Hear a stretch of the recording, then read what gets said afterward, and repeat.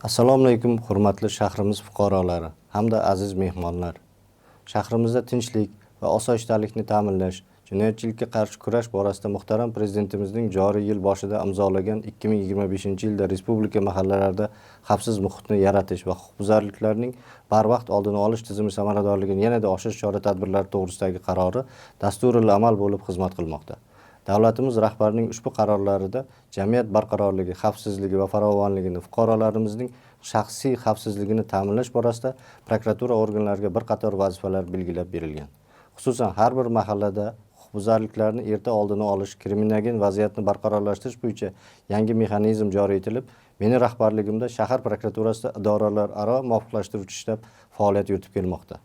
Aziz fuqarolar, ushbu yo'nalishda qilingan amaliy ishlar bo'yicha qisqacha axborot bersam. Avvalo, shahrimizdagi 7 ta mahalladan 4 tasi kriminogen vaziyati og'ir mahalla sifatida ajratib olinib, ularga mas'ul rahbarlar nomma-nom biriktirildi.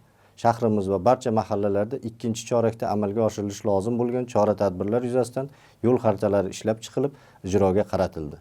Ushbu yo'l xaritalariga muvofiq mahallalardagi aholi gavjum joylar va ko'chalarga 30 ta video kuzatuv, ko'p qavatli uylarning hovlilariga 3 ta PTZ, mahallalarning asosiy kirish-chiqish joylariga yuzni va avtoraqamlarni tanib oluvchi 5 ta kameralar o'rnatildi. Bundan tashqari, ko'p qavatli uylarning kirish yo'laklaridagi eshiklarga 40 ta domofonlar qo'yilib, ko'p qavatli va yakka tartibdagi 50 ta xonadonlarni qo'riqlash xizmati tomonidan texnik qo'riqlovga olinishi ta'minlandi. Shuningdek, ko'p qavatli uylarning kirish yo'laklari oldiga 3 ta tashvish tugmalari o'rnatildi. Endilikda shahrimizdagi 16 ta savdo va maishiy xizmat ko'rsatish obyektlari qo'riqlash xizmati tomonidan qo'riqlanadigan bo'ldi. Shuningdek, shahar miqyosida 10 ta namunaviy xavfsiz ko'chalar va 40 ta xavfsiz yo'laklar tashkil qilindi. Mahallalarda fuqarolarni ogohlikka chaqiradigan hudud kamera nazoratida, obyekt qo'riqlovda, xonadon qo'riqlovda kabi 70 ga yaqin stikerlar joylashtirildi.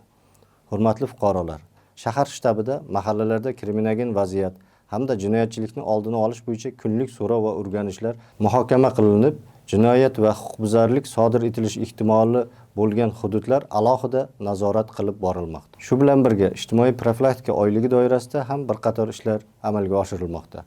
Mahalla yettiligining ijtimoiy profilaktika sohasidagi bilimlarini oshirish maqsadida 2 ta o'quv seminarlari o'tkazildi. Ijtimoiy profilaktika tadbirlari davomida 736 nafar shaxslarga xulosalar tuzildi va ularning 620 nafarining muammolari ijobiy hal qilindi. O'tgan davr mobaynida shahrimizda 5 ta oldi olinadigan, 16 ta aniqlanadigan, 12 ta kiber jinoyatlar sodir etilgan bo'lib, ushbu jinoyatlarning har birini kelib chiqish sabablari tahlil qilinib, mas'uliyatsizlikka yo'l qo'ygan shaxslarga nisbatan tegishli choralar ko'rildi. Shahrimiz aholisini kiber jinoyatlardan ogoh etish maqsadida ijtimoiy tarmoqlar, mahallalarning Telegram kanallarida kunlik xabarlar joylashtirib borilmoqda. Aholi gavjum joylarda bukletlar tarqatilmoqda. Joylardagi uchrashuv, suhbatlar orqali bunday jinoiy holatlardan fuqarolarimizni xabardor qilib borish tizimi yo'lga qo'yilgan.